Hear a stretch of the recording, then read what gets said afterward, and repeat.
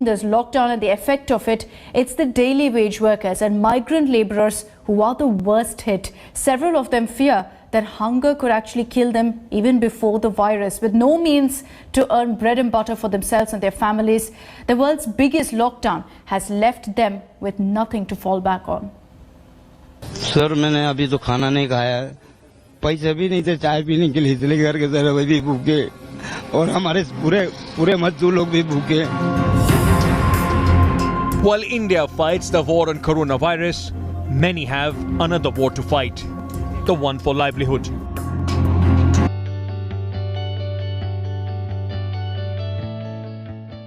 Hi everyone, I am Swastik Samantray. Let us start our topic without any further delay. The topic is investment. What, why, when, where and how. So first of all, let us talk about what Warren Buffett said. The best investment you can make is an investment in yourself. The more you learn, the more you earn. तो पहले हम content की बात करेंगे कि slides में मैं क्या क्या बताऊंगा। पहले तो मैं बताऊंगा इन्वेस्टमेंट क्या होती है, फिर क्यों इन्वेस्टमेंट करना है, फिर कुछ बेसिक्स इसके बारे में मैं बताऊंगा, जैसे एसेट्स हो गए, फाइनेंशियल मार्केट्स हो गए, क्लासिफिकेशंस हो गए।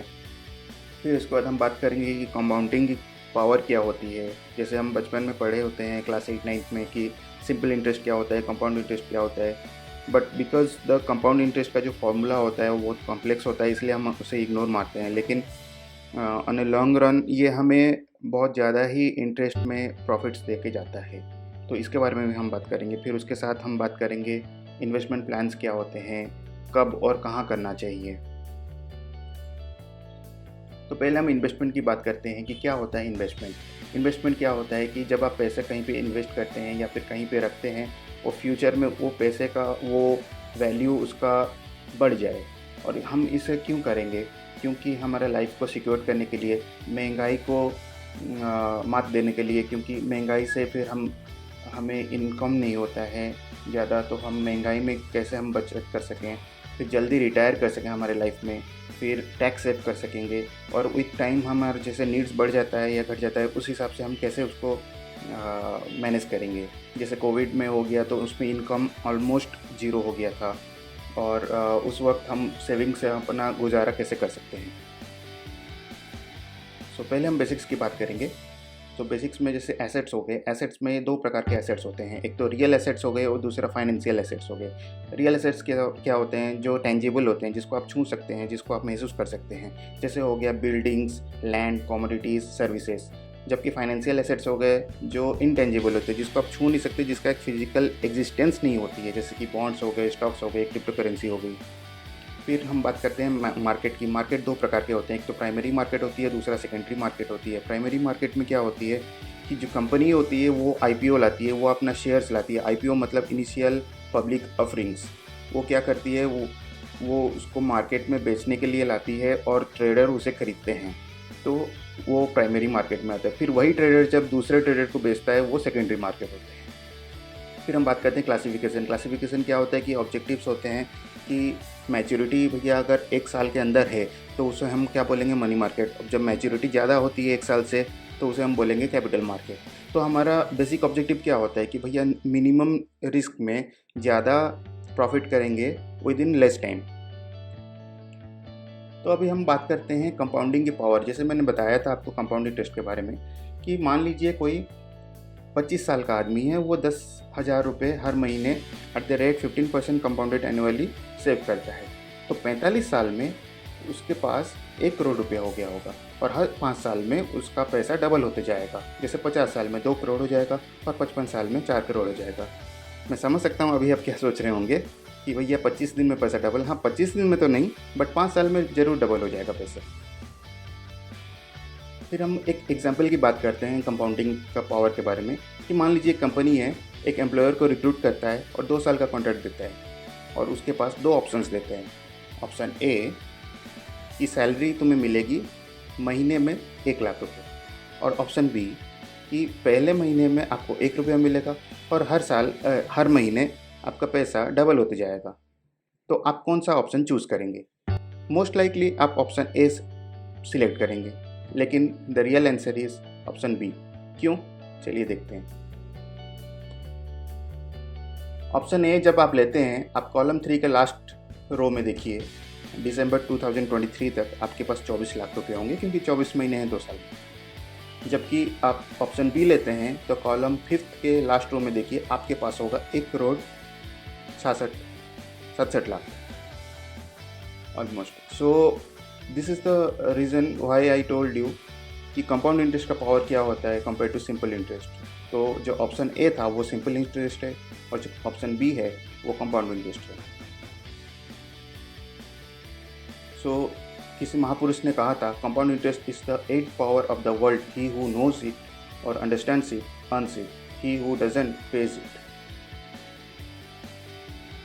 अभी चलिए और एक बात करते हैं पावर ऑफ कंपाउंडिंग में, कि मान लीजिए एक लड़की थी और एक लड़का था जिन्होंने इन्वेस्ट किया 1 लाख रुपया at the rate 10% compounded annually. तो हर साल उनको 10,000 रुपये मिला एज एन इंटरेस्ट। अभी लड़की ने सोचा कि कुछ खरीद लेते हैं इस 10,000 रुपये में, लेकिन लड़का ने कहा कि नहीं, हम इसको सेव कर लेते हैं। तो आफ्टर 10 ईयर्स लड़की के पास वही 1 लाख रुपये ही होगा, जबकि लड़के के पास 2,59,000 रुपीज़ होगा।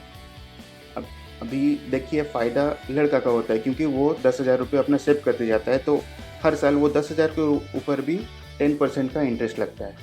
लेकिन आप बोलेंगे कि हाँ, लड़की ने भी एसेट्स खरीदे, उसका भी वैल्यू ऐड करो, तो अभी नेट प्रॉफिट आप देख लीजिए उस हिसाब से कि लड़की के पास 10,000 रुपीज़ हर महीने उसको मिलता रहा इंटू 10, हर साल मिलता रहा 10,000 रुपीज़ इंटू 10, तो उसके पास 1 लाख रुपीज़ होगा।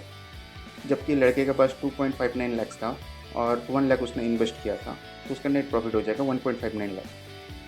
सो this is the difference. So लड़के का केस हो गया कंपाउंड इंटरेस्ट, वेरएस लड़की का केस हो गया सिंपल इंटरेस्ट।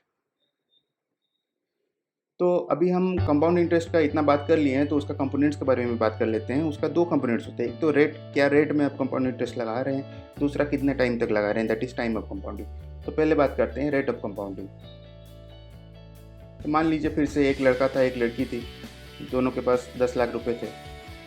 तो लड़का का पोर्टफोलियो देखते हैं, सेविंग पोर्टफोलियो। उसने क्या किया कि 5 लाख रुपए एफडी में जमा किए। एफडी में जनरली 7% इंटरेस्ट होता है, और दूसरा 5 लाख उसने गोल्ड शेयर में लगाया, गोल्ड बॉन्ड्स में, जो मोर और लेस 8% होते हैं।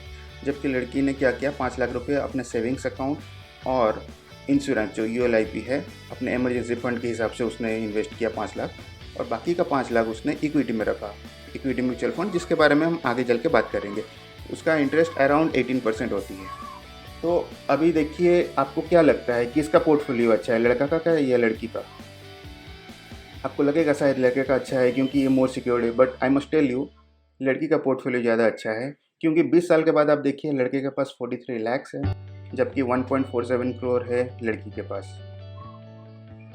तो मेरा कहने का ये मतलब है कि अगर आपका इमरजेंसी फंड के लिए जितना भी पैसा आपने इन्वेस्ट कर रखा है, बाकी चीज़ आप इक्विटी में डाल सकते हैं rather than putting it in FD और gold schemes. So correct asset allocation is very important. So power of compounding, अभी हम बात करेंगे टाइम ऑफ कंपाउंडिंग के बारे में। So टाइम ऑफ कंपाउंडिंग में जैसे देखिए एक लड़की है जो 25 साल की है और एक लड़का है जो 30 साल का है। तो लड़की बोलती है कि चलो जब हमें 45 साल हो जाएगा हम रिटायर हो जाते हैं। तो लड़का बोलता है ओके। फिर ये दोनों क्या करते हैं, हर महीने 10,000 रुपया एट द रेट 15% डिपॉजिट करते हैं, सेव करते हैं। फिर होता क्या है, अब देखिए टाइम ऑफ इन्वेस्टमेंट जो है लड़की का वो 20 ईयर्स है, क्योंकि उसको 25 साल है, 45 होने के लिए उसको 20 साल चाहिए, जबकि लड़के को 15 साल चाहिए। तो टोटल इन्वेस्टमेंट लड़की का होता है 24 लाख, जबकि लड़का का होता है 18 लाख। सो एट द एंड आप देखिए टोटल प्रॉफिट जो होता है लड़की का वो है 1.07 करोड़, वेरएज लड़का का 43 लाख होता है। सो दिस इज़ द डिफरेंस जब आप 5 साल लेट में इन्वेस्ट करते हैं। So what you understand is the sooner you invest the more you get और द सूनर यू रिटायर। तो हम कुछ इन्वेस्टमेंट प्लान्स के बारे में बात करेंगे आगे चल के। तो जैसे कि मैंने इसको 2 भाग में सेग्रीगेट किया है, जैसे what you may be knowing and what you may not be knowing. तो what you may be knowing में फिक्स डिपॉजिट हो गया, ULIP या फिर इंश्योरेंस हो गए। What you may not be knowing हो गया जैसे mutual funds, index funds, ETF, stocks and crypto currencies. हम सिर्फ फिक्स डिपॉजिट के बारे में बात नहीं करेंगे, बाकी सारों के बारे में हम बात करेंगे अगले वीडियोस में या फिर एपिसोड्स में। But before I wind up, I want to tell you one thing. एक क्वेश्चन मैं पूछना चाहूँगा आप सबसे कि मान लीजिए आपको मैं 86,400 रुपीज़ देता हूँ और आप कहीं इसे इन्वेस्ट करते हैं और पता नहीं कैसे आपका 400 रुपये लॉस हो जाता है, आपके पास बचता है 86,000 रुपीज़। अभी क्या आप ये 86,000 रुपीज़ इन्वेस्ट पूरा का पूरा कर लेंगे to recover back the loss of 400 rupees? Of course the answer is no. So ladies and gentleman, this is the scenario of our daily life. हमारे पास एक दिन में 24 घंटे होते हैं, तो 24 घंटा मतलब 86,400 सेकेंड्स। ऑन एन एवरेज हमारा बैड टाइम पर डे होता है 400 सेकेंड्स और बाकी के 86,000 सेकेंड्स हम इसको सोचने में गवा देते हैं। Does it worth? Please think about it at your free time. Till then, good night, शुभ रात्रि, जय Jagannath. I am Swastik Samantaray signing of.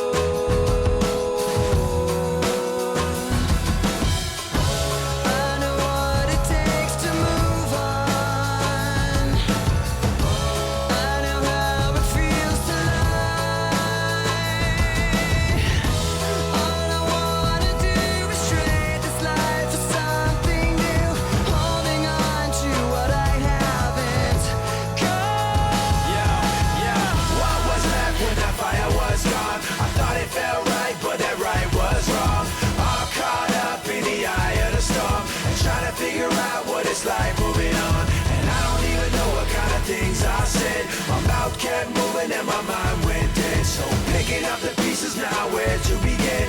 The hardest part of ending is starting again.